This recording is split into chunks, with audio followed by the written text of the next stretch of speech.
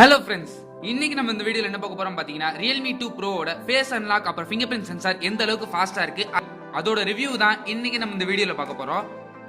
நீங்க இன்னும் நம்ம சேனலை சப்ஸ்கிரைப் பண்ணலையா மறக்காம கீழ இருக்க ரெட் கலர் சப்ஸ்கிரைப் பட்டன் அமுக்கிக்கோங்க. கூடவே அந்த பெல் பட்டனை அழுத்துங்க. அப்போதான் நாங்க வீடியோ போட்ட உடனே உங்க போன்ல நோட்டிபிகேஷன் வரும். ஃபர்ஸ்ட் இந்த போன்ல ஃபேஸ் அன்லாக் எப்படி செட் பண்றது அப்படிங்கறத பார்த்தலாம். உங்க போன்ல செட்டிங்ஸ் ஓபன் பண்ணிக்கோங்க. அந்த ஆப்ஷனை செலக்ட் பண்ண பிறகு fingerprint, face and passcode அப்படிங்கிற ஒரு ஆப்ஷன் கொடுத்துருப்பாங்க. அதை நீங்க கொடுத்துக்கோங்க.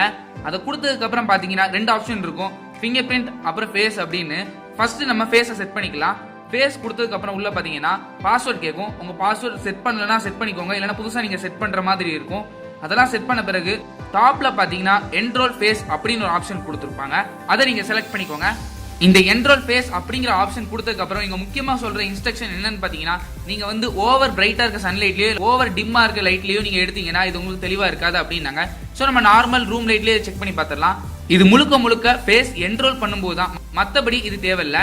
நெக்ஸ்ட் கொடுத்த பிறகு உங்க போனோட ஃப்ரண்ட் ஃபேசிங் கேமரா ஓபன் ஆயிரும். அதுக்கப்புறம் உங்க ஃபேஸ் என்ரோல் பண்ணிரும்.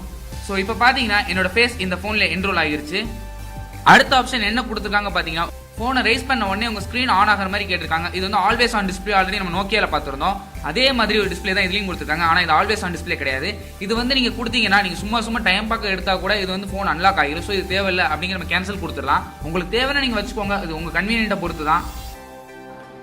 அதுக்கப்புறம் என்ன ஆப்ஷன் இருக்குன்னு பாத்தீங்கன்னா, screen brightness compensation under dim surrounding சொல்லியிருக்காங்க. சப்போஸ் நீங்க இருட்டா ஒரு இடத்துல இருக்கீங்க, உங்க ஸ்கிரீன் ஃபிளாஷை வச்சு இதை அன்லாக் பண்றதுக்காக தான் இந்த ஆப்ஷன். இது கண்டிப்பா நம்ம மேக்ஸிமம் எல்லாரும் தேவைப்படும். இதை ஆன் பண்ணி வச்சிடலாம். அது கீழே பாத்தீங்கன்னா அன்லாக் வந்து பை ஸ்வைப் பண்ணி அன்லாக் பண்றதா இல்ல டைரக்ட் அன்லாக்கா அப்படின்னு கேட்டிருக்காங்க. ஸ்வைப் டு அன்லாக் பாத்தீங்கன்னா நம்ம ஐபோன் 10, 10s மேக்ஸ்ல இருக்க அதே ஃபீச்சர் தான் இது. ஒன்ஸ் உங்க போன் அன்லாக் பண்ண பிறகு ஸ்வைப் பண்ண மட்டும் இது அன்லாக் ஆகும்.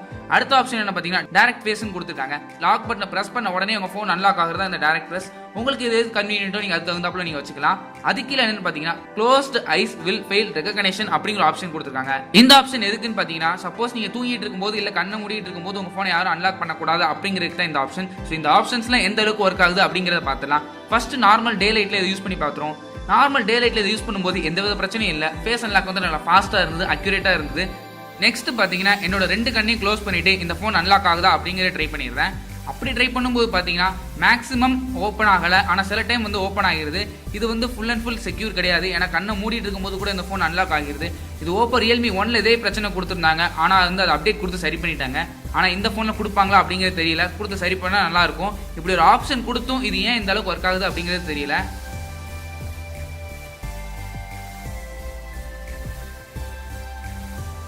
மட்டும் இல்லாம நீங்க ரெண்டு கண்ணையும் திறந்து வச்சு நீங்க எந்த சைடு பார்த்தாலும் உங்க போன் அன்லாக் ஆகிரும். இது கூட ஒன்றும் பெரிய பிரச்சனையா தெரியாது. நம்ம கண்ணை முழிச்சிருக்கும் போது தான் இந்த போன் அன்லாக் ஆகுது. ஸோ இது கூட ஒன்றும் தெரியாது.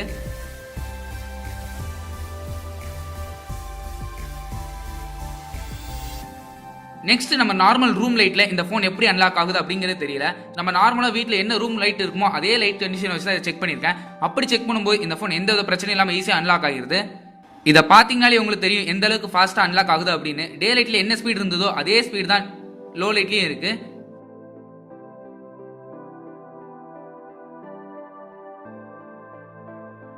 என்னோட கண்ணை மூடிட்டு இதை ஓப்பன் பண்ண ட்ரை பண்றேன். அப்படி ட்ரை பண்ணும்போது இந்த போன் சுத்தமா அன்லாக் ஆகவே இல்லை. ஆனா டே லைட்ல பாத்தீங்கன்னா இது அன்லாக் ஆயிருச்சு. இது என்ன பிரச்சனை அப்படிங்கிறது தெரியல. பாத்தீங்கனாலே உங்களுக்கு தெரியும் என்னோட ஃபேஸ் இதுல சுத்தமா ஓப்பன் ஆகல.